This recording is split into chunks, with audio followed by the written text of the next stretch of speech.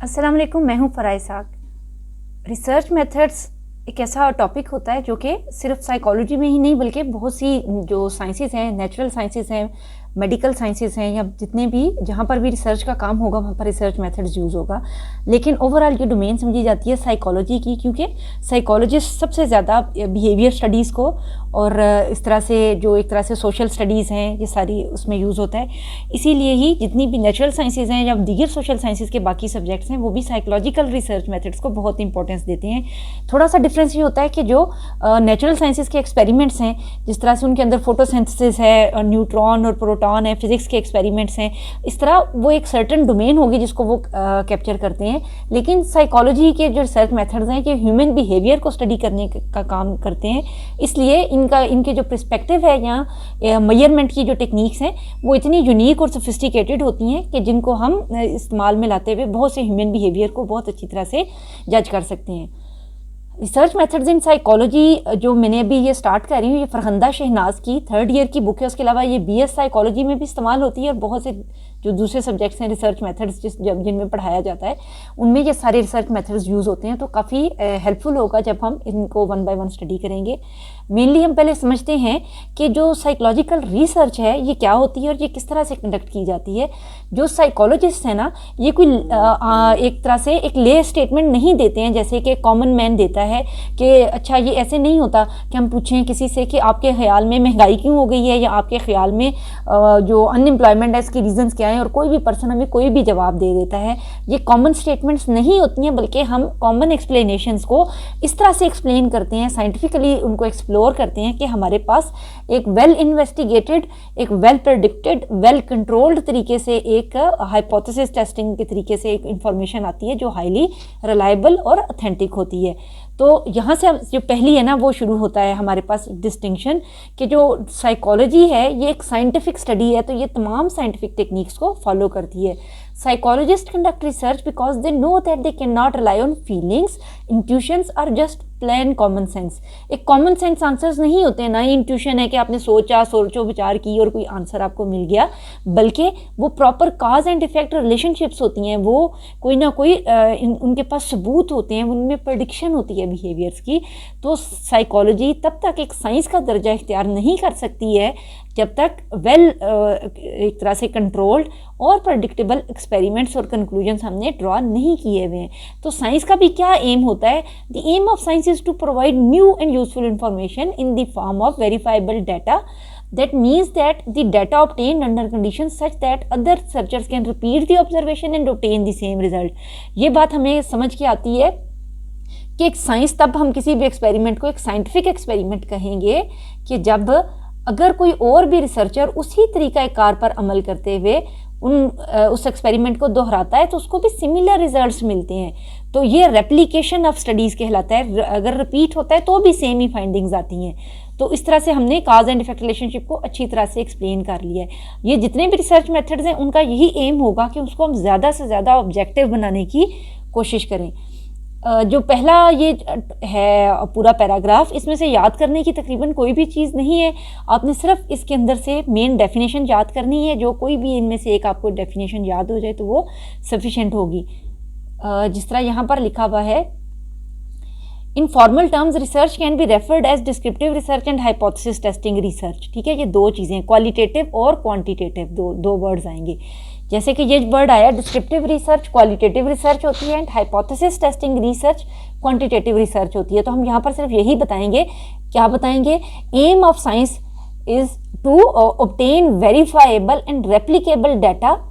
Research investigations can be qualitative as well as quantitative. इसके बाद हम नेक्स्ट आ जाते हैं, गोल क्या है रिसर्च का? गोल है उसके मेन एम्स क्या हैं। स्पेशली हम पॉइंट ऑफ व्यू से पढ़ रहे हैं साइकोलॉजी के पॉइंट ऑफ व्यू से, अदरवाइज भी किसी भी रिसर्च के यही जो मेन गोल्स या एम्स और ऑब्जेक्टिव्स हैं वो यही हुआ करते हैं। अच्छा, जो पहला हमारे पास आता है मेन गोल, ये इसी तरह से याद करना है, डिस्क्राइब। कोई भी बात हुई है एज इट इज़ डायरेक्टली उसको एक्सप्लेन कर देना, उसको बता देना कि उसने ये बात कही है, तो ये डिस्क्राइब कहलाएगी। जैसे मैं कहती हूँ according to Freud psychoanalysis and unconscious behaviours predict unconscious thinking predict behaviour. तो ये डिस्क्राइब किया, जो फ्राइड ने कहा है मैंने मन मन उसकी बात आपको बता दी है, ये डिस्क्रिप्शन कहलाएगी। प्रेडिक्शन, प्रेडिक्ट करना फ्यूचर में क्या होगा, पास्ट में ऐसे हुआ है, ये पैटर्न का काज एंड इफेक्ट, ये रिलेशनशिप था, फ्यूचर में भी ऐसे ही होगा। वो मसलन हम कहते हैं lower the academic performance lower will be the self esteem, ये हमारी रिसर्च ने कहा है। हम प्रेडिक्ट करते हैं आइंदा भी वो बच्चे जिनकी सेल्फ एस्टीम लो है उनके एकेडमिक ग्रेड्स भी लो होंगे। हमने प्रेडिक्ट किया बच्चों का फ्यूचर बिहेवियर, ये प्रेडिक्शन कहलाएगी।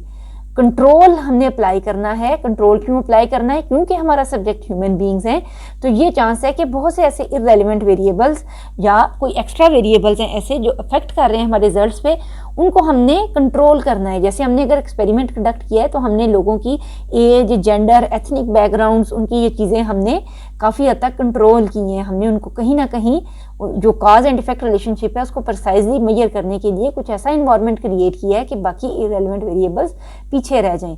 लास्ट वन है टू एक्सप्लेन। एक्सप्लेन में उसकी डिस्क्रिप्शन आ जाती है जी, एक तरह से कि हमने उसको एक्सप्लेन किया, जो डिस्क्राइब किया उसको एक्सप्लेन किया है, रीजंस फाइंड आउट किए हैं, ऐसा क्यों हो रहा है। मसलन मैं एक ही बात में आपको ये सारा बताती हूँ।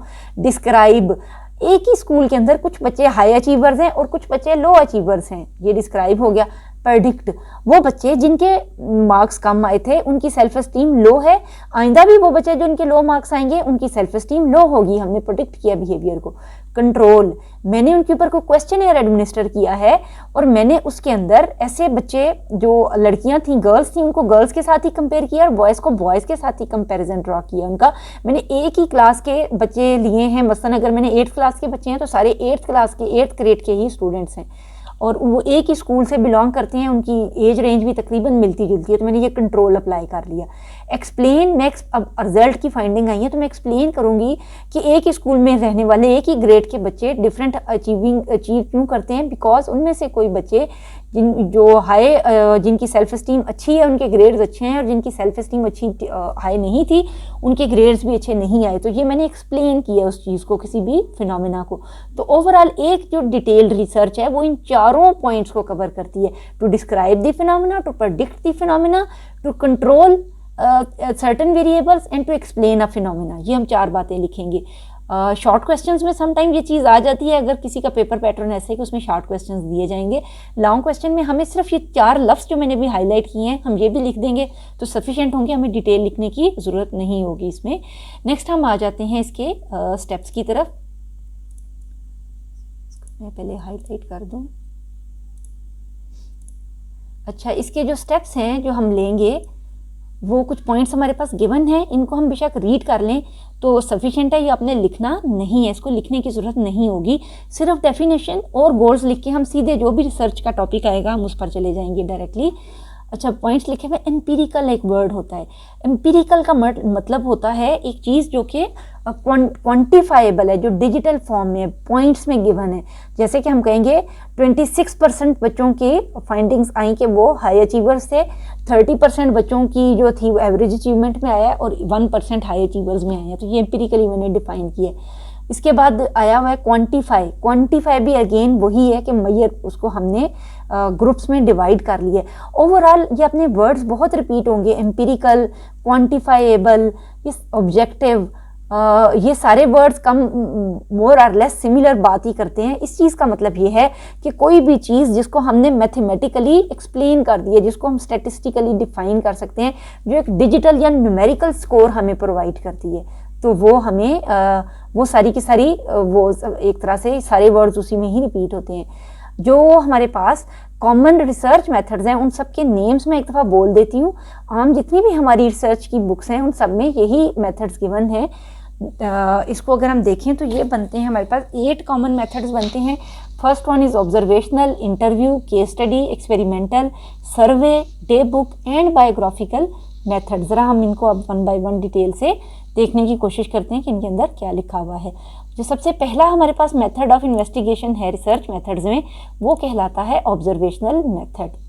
लफ्ज़ ऑब्जर्वेशन का मतलब होता है उर्दू में मुशाहिदा करना, किसी चीज़ को देखना, कि आम देखना नहीं कि हम बाहर गली में से निकल के बाहर देख रहे हैं, बल्कि ऑब्जर्वेशन रिसर्च एक्सपेरिमेंट्स में ये होगी कि हमने पहले से कोई वेरिएबल जो है आइडेंटिफाई किए हुए हैं, जिसके अंदर हम काज एंड इफेक्ट रिलेशनशिप को देखने की, मॉनिटर करने की कोशिश कर रहे हैं और उनको सिस्टमेटिकली और साइंटिफिकली स्टडी करना। बार बार ये लफ्ज़ आएगा, साइंटिफिक एंड सिस्टमेटिक, क्योंकि कोई भी रिसर्च तब हम एक तरह से क्वालिटेटिव रिसर्च कहलाएगी अगर वो ये चीज़ पूरी करती है कि वो साइंटिफिक है और उसके अंदर कोई ना कोई सिस्टम इन्वॉल्व है। Observation is a basic and common technique used in different sciences.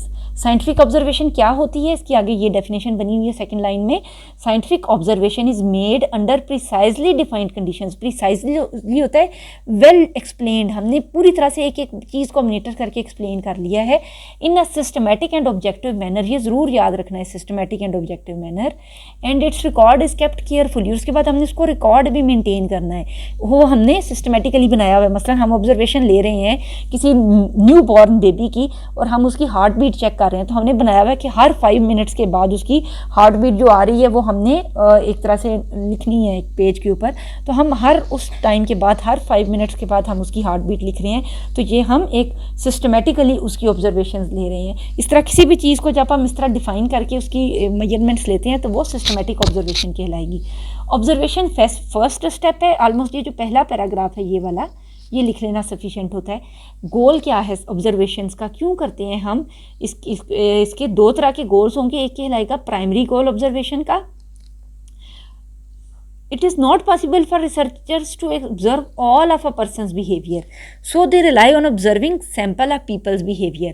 Sample of behavior क्या है, मसलन मैं जिस तरह बता रही हूँ कि हम मसलन चेक करना चाह रहे हैं कि न्यू बॉर्न बच्चे की हार्ट बीट कितनी होती है, तो हम सिलेक्टिवली कुछ बच्चे मॉनिटर करना शुरू कर देंगे और हम ये अज्यूम करेंगे कि जो इन बच्चों की, एक हेल्दी बच्चों की हार्ट बीट है, ये तकरीबन तमाम healthy new born new infants हैं जो उनकी हार्ट बीट हुआ करेगी। तो हमने एक सैम्पल चूज़ कर लिया और हम ये जनरलाइज करेंगे, ये जो हमारी फाइंडिंग है ये सब पर अप्लाई होती है।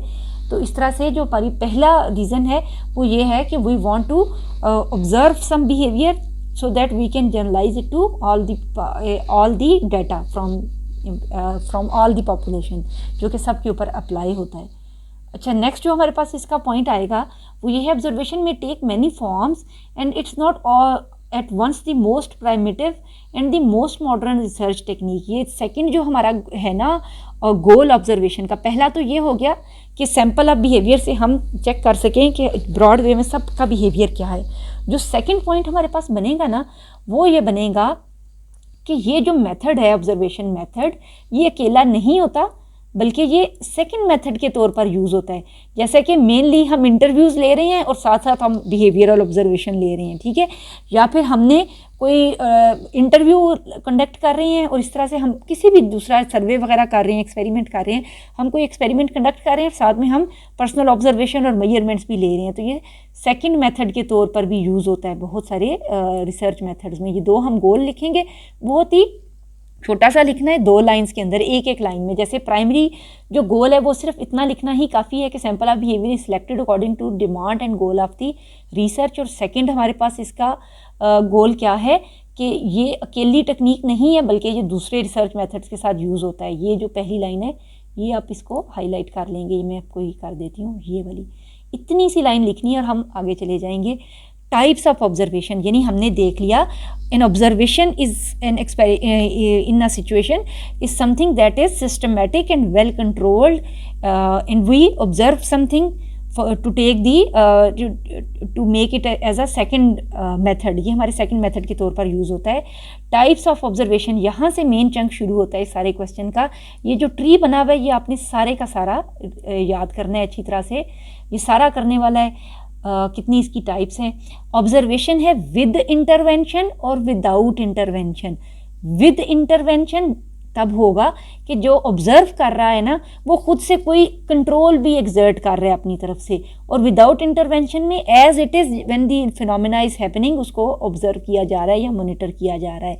मसलन ऑब्जर्वेशन मेथड की एग्जांपल क्या है, ऑब्जर्वेशन मेथड की बेस्ट एग्जांपल है जैसे ये नेशनल जियोग्राफिक नहीं आता एनिमल स्टडीज़ में, अगर हम देखें इसको नेशनल जियोग्राफिक में ना वो कैमरामैन्स कहीं जगहों पे कैमरास फिक्स करके बैठे हुए होंगे और वो काफ़ी टाइम बैठे रहते हैं वहाँ पर और देखते रहते हैं और बहुत खुश होते रहते हैं और कहेंगे ये देखो ये सांप निकल आया इधर से, ये देखें मैं मगरमच्छ की गुफा में घुस गया। इस तरह वो जो जानवर हैं उनके नेचुरल हैबिटेट में जाकर उनको ऑब्जर्व कर रहे होते हैं। अगर वो जानवर को भूख से मर रहा है या वो वो प्रे हो रहा है, उसको शिकार किया जा रहा है, उसको भूख लगी हुई है या वो किसी नेचुरल डिज़ास्टर का शिकार है, लेकिन रिसर्चर उसको छेड़ने की कोशिश नहीं करता और उसको नेचुरल फिनोमेना को जैसे वो हो रहा है उस तरह होने दे रहा है, तो वो विदाउट इंटरवेंशन है। विद इंटरवेंशन कब होगा, जब हमने या तो सिमुलेट किया इन्वायरमेंट, जैसे जंगल का सा माहौल बनाया और किसी जानवर को उसमें रखा है और उसके बाद ऑब्जर्व कर रहे हैं, जैसे जू सेटिंग्स हो गई, यानी हमने कोई एक चीज़ अंदर से हमने खुद से की है। जैसे हम किसी जानवर का बच्चा गायब कर लें और देखें कि ये किस तरह रिएक्ट करता है, या फिर हम उसको खाना वगैरह डालें और देखें कि ये किस तरह से खा रहा है, इसका खाने पीने का पैटर्न कैसे है, तो हम समझो उसका जो एक नेचुरल प्रोसेस चल रहा है ना, फिनोमेना है, उसके अंदर कोई ना कोई चीज़ अपनी तरफ से ऐड कर रहे हैं या निकाल रहे हैं, तो वो विद इंटरवेंशन कहलाएगा। ठीक है जी। Without intervention when we are not altering anything in their natural habitats, और with intervention when we are trying to control manipulate their natural habitats. चाहे ये इंसान है या जानवर है, मेनली ये ज़्यादातर ऑब्जर्वेशनल मेथड छोटे बच्चों पे, जानवरों पे या साइकोपैथ्स पे, कैदियों पे, इस किस्म की जगहों पर अप्लाई होता है कि जहाँ पर हमें डायरेक्ट किसी से सवाल जवाब पूछ के उतना अच्छा मवाद या कंटेंट मिलने वाला नहीं होता, तो हम प्रेफर करते हैं कि हम ऑब्जर्वेशनल मेथड यूज़ करें ताकि हमें ओरिजिनल कंटेंट मिल सके।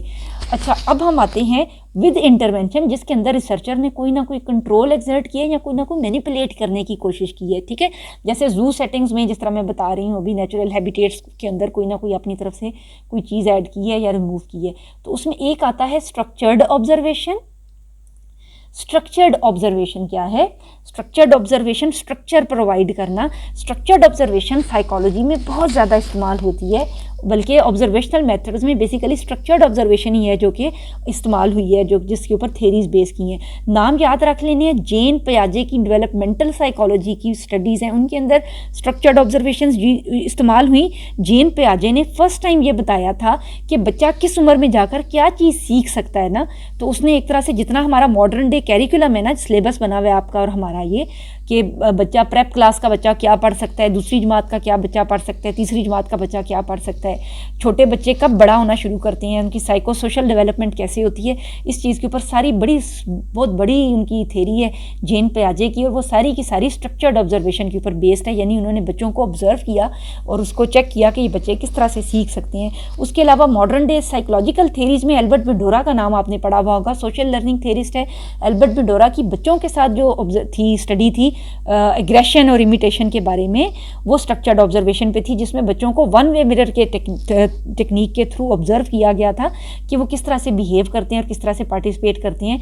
तो बच्चों को ना एग्रेसिव वीडियो गेम्स दिखाई गई और उसके बाद मुख्तलिफ कंट्रोल करके सिचुएशन को उनको वन मिरर टेक्निक से उनको ऑब्जर्व किया गया और ऑब्जर्वेशंस ली गई। तो स्ट्रक्चर्ड ऑब्जर्वेशन क्यों थी? इसलिए कि स्ट्रक्चर प्रोवाइड किया गया था, सिमुलेशन ऑफ इन्वायरमेंट थी, खुद से बच्चों को एक वीडियो दिखाई गई थी, खुद से कमरा सेट किया गया था, खुद से वन मिरर लगाया गया था, तो सारी चीज़ें हमने खुद से बना कर लगाई थी वहाँ पर। तो सिमुलेशन की थी हमने बिल्कुल ऐसे कि उनको लगे कि हम खेलने कूदने के लिए आए हैं और ये कोई प्ले एरिया है और यहाँ पर वीडियो गेम लगी हुई है, लेकिन ऐसा नहीं था, बेसिकली उनको ऑब्जर्व किया जा रहा था।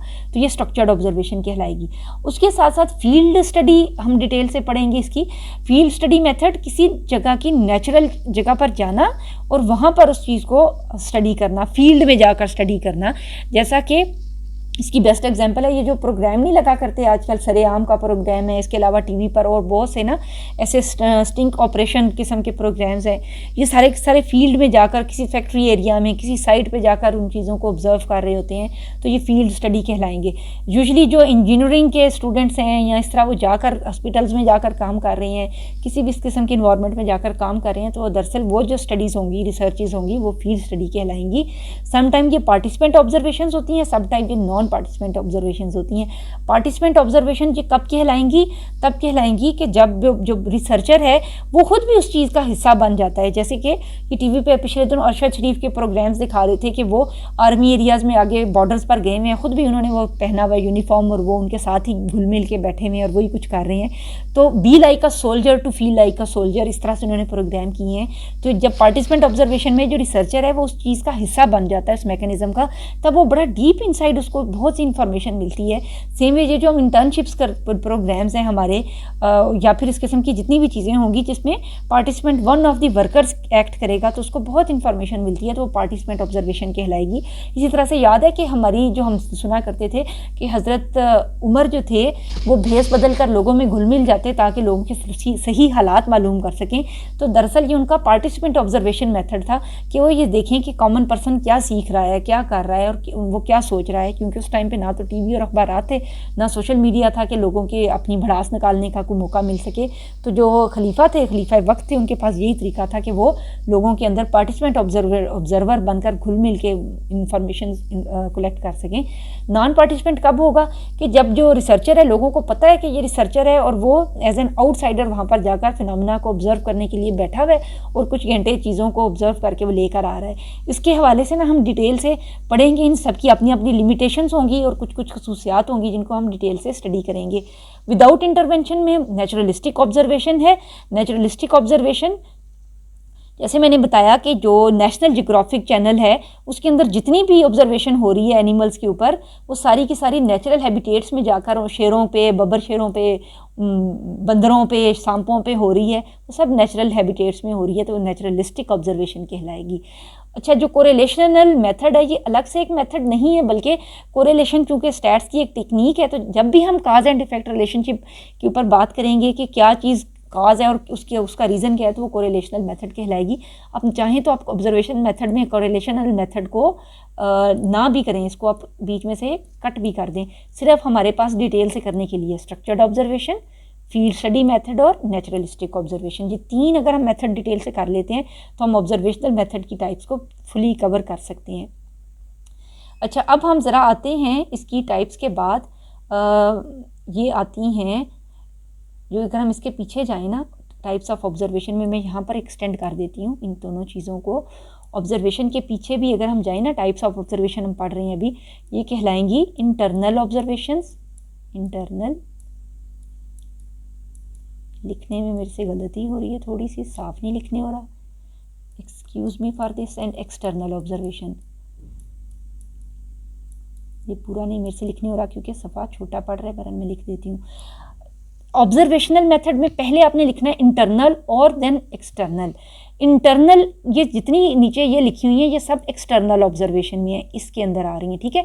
इंटरनल के अंदर सिर्फ एक ही मेथड है जो हम अभी पढ़ने लगे हैं, इंटरनल इंटरनल अपने अंदर ऑब्जर्व कर रहे हैं ना, मुशाहिदा, खुद बीनी, अपने आप के ऊपर, अपने आप के ऊपर ऑब्जर्व करना, खुद का मुशाहिदा करना, ये चीज़ कहलाता है इंट्रोस्पेक्शन।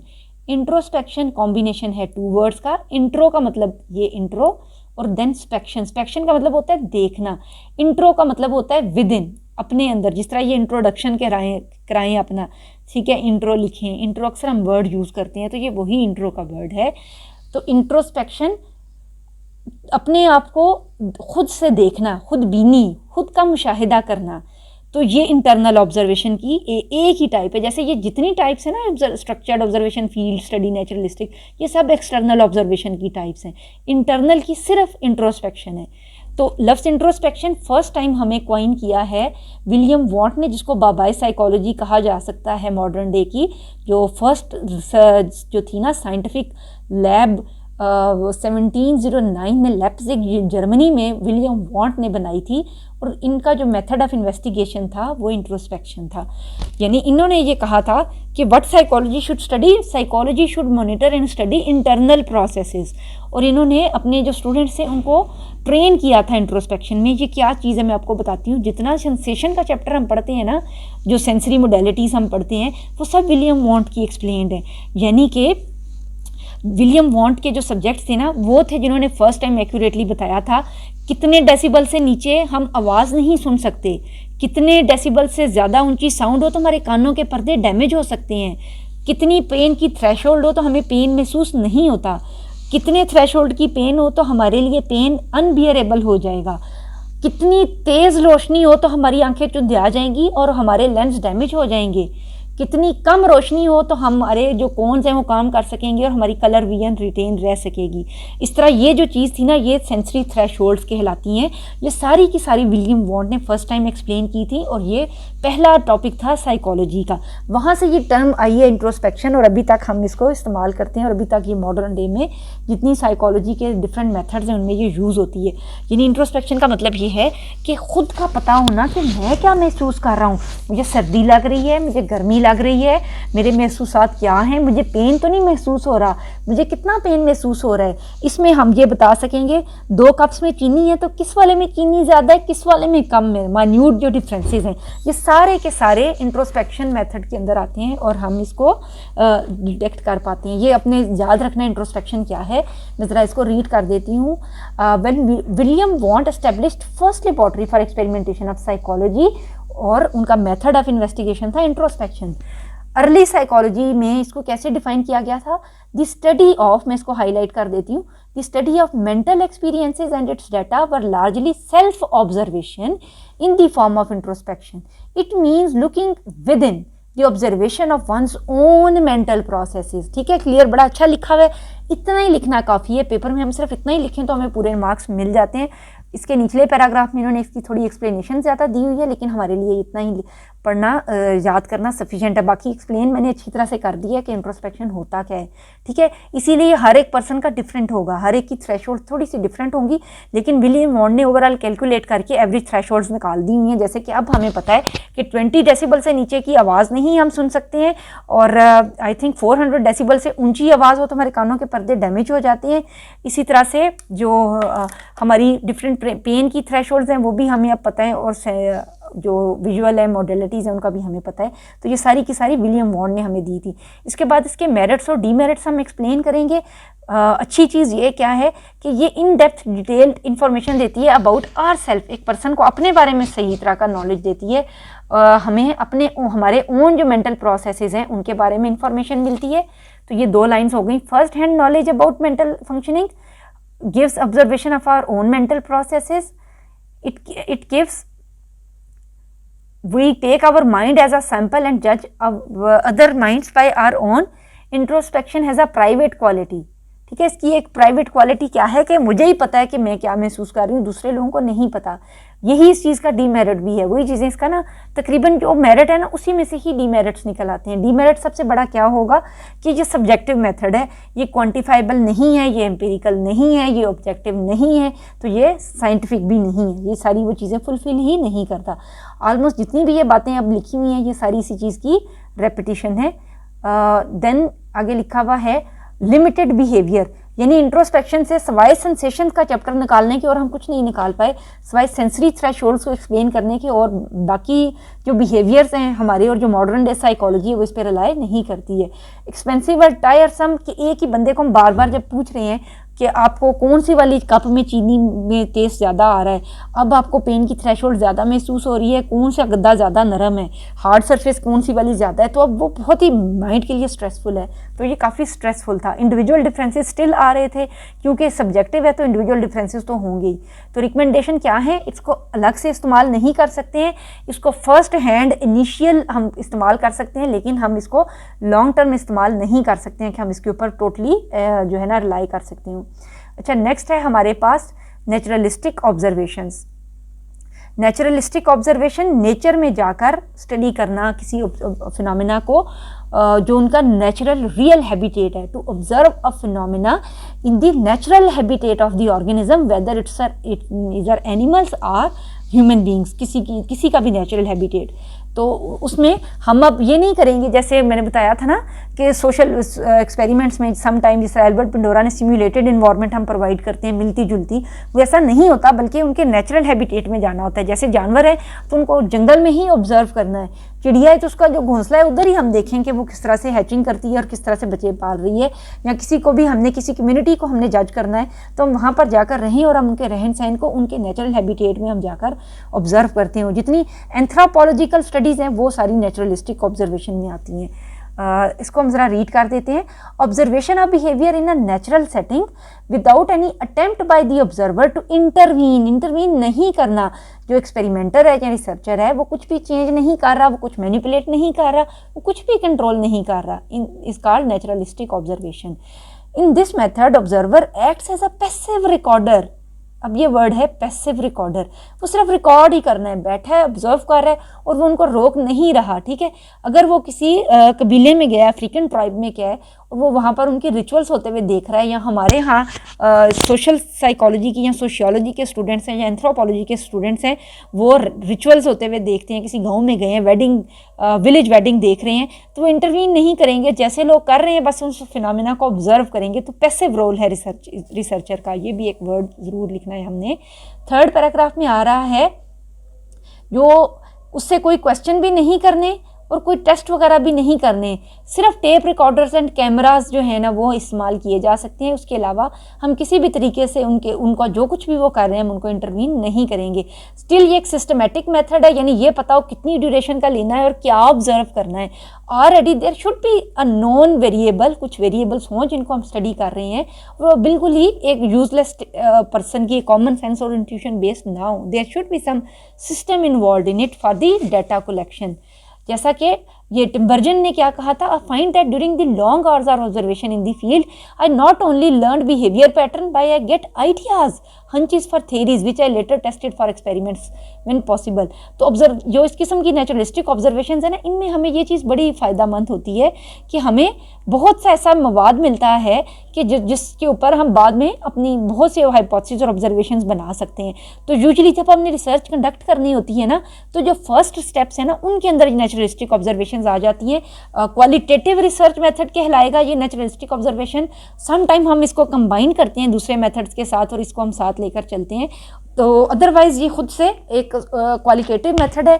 कुछ क्वांटिटेटिव मेथड्स हम साथ में ऐड कर सकते हैं, तो ये एक अच्छी हमें एक ऑब्जर्वेशन देते हैं ओवरऑल। जो नेचुरलिस्टिक ऑब्जर्वेशन है ये ओवर्ट भी हो सकती है। ओवर्ट का मतलब होता है एक्सटर्नल, और कॉवर्ट भी हो सकती है। कॉवर्ट कवर से निकला है। ओवर्ट ऑब्जर्वेशन में जिनको ऑब्जर्व किया जा रहा है उनको पता है कि ये बंदा एक आया हुआ है और ये क्या करने आया हुआ है, ठीक है। जैसा कि जब मसलन मैं बता रही हूँ कि कोई पर्सन है वो थीसिस पे काम कर रहा है विलेज वेडिंग्स पे, और वो किसी गांव में जाता है, किसी शादी में जाता है, और उनको पता होता है कि ये कोई रिसर्च का स्टूडेंट है और ये यहाँ पर शादियाँ मॉनिटर करने आया हुआ है और चीज़ इसलिए ये क्लिप्स वगैरह बना रहा है, तो ये ओवर्ट ऑब्जर्वेशन होगी। लेकिन अगर वो एज आ बाराती जाता है और उनको नहीं पता कि ये कोई रिसर्चर है या ये दुल्हन के साथ आया है या दूल्हा के साथ आया है, तो वो कॉवर्ट ऑब्जर्वेशन कहलाएगी। when the जो research subjects do not know the actual nature and cause of a research or about the participant, then it is covert observation। जब उनको नहीं पता, अननोन है, तो वो covert observation कहलाएगी। इसके भी कुछ एडवांटेजेस और डिसएडवांटेजेस हैं जिसको हम देखेंगे। नेचुरलिस्टिक ऑब्जर्वेशन में हमें रियल जो हैपनिंग है उसका पता चलता है, तो उसकी एक्सटर्नल वैलिडिटी बहुत हाई होती है, जिसकी सबसे बड़ी बात है क्योंकि हम कर ही उसको नेचुरल हैबिटेट में रहे हैं, तो इसलिए इसकी एक्सटर्नल वैलिडिटी सबसे ज़्यादा हाई होगी। एक्सटर्नल वैलिडिटी जो लैब एक्सपेरिमेंट्स हैं ना उनकी इंटरनल वैलिडिटी हाई हुआ करती है, तो ये इसके टोटल अपोजिट है, ठीक है। एक्सटर्नली हमें पहले से हमने लिया ही उसी में से है, तो जनरलाइजेबिलिटी ऑफ फाइंडिंग हाई होती है हमारी, ठीक है। लेकिन बुरी चीज़ क्या है कि यूजुअली ये सब्जेक्टिव होती हैं, क्वांटिफाइबल नहीं होती हैं, क्वालिटेटिव होती हैं, डिस्क्रिप्टिव होती हैं, सब्जेक्टिव होती हैं। तो अगर आप इसको डिटेल से आगे पढ़ेंगे तो आपको ये चीज़ काफ़ी क्लियर होगी कि ऑलमोस्ट ये सारे पॉइंट्स लिखे हुए हैं। मैं इनको थोड़ा सा पढ़ देती हूँ ताकि हमें इसकी अंडरस्टैंडिंग बेहतर हो जाएगी।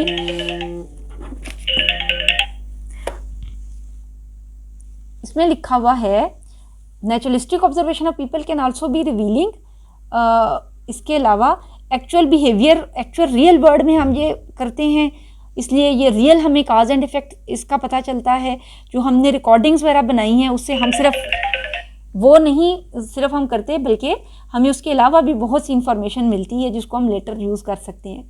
लिमिटेशंस क्या हैं इसकी, जिस तरह मैंने बताया कि ये सब्जेक्टिव मेथड है, ये डिस्क्रिप्टिव मेथड है, और ये किसी दूसरे इसके अंदर ऑब्जर्वर बायस बहुत ज़्यादा आ सकती है। ऑब्जर्वर बायस क्या होती है कि जो एक्सपेरिमेंटर है वो कोई चीज़ें ऑब्जर्व कर रहा है और किन चीज़ों को छोड़ रहा है, क्योंकि एग्जैक्टली जो एक तरह से ऑब्जेक्टिफाई हमने नहीं किया तो बहुत सी इसके अंदर कमियाँ रह जाती हैं। इसको हम लार्ज स्केल के ऊपर बहुत ज़्यादा यूज़ नहीं कर सकते हैं। क्योंकि हम जो हमारी ऑब्जर्वेशंस हैं वो नेचुरल हैबिटेट में है, तो हमारे लिए बहुत ज़्यादा एक्सपेंसिव भी हो सकता है, टाइम कंज्यूमिंग भी हो सकता है। तो हम एक्स्ट्रा ये पॉइंट सारे लिख सकते हैं कि हमेशा हम ये अप्लाई नहीं कर सकते हैं। Researchers have different opinion that how much behaviour to be noted, careful training of observer is essential and investigator must try to record the events as broadly as possible. जो नेक्स्ट हमारे research methods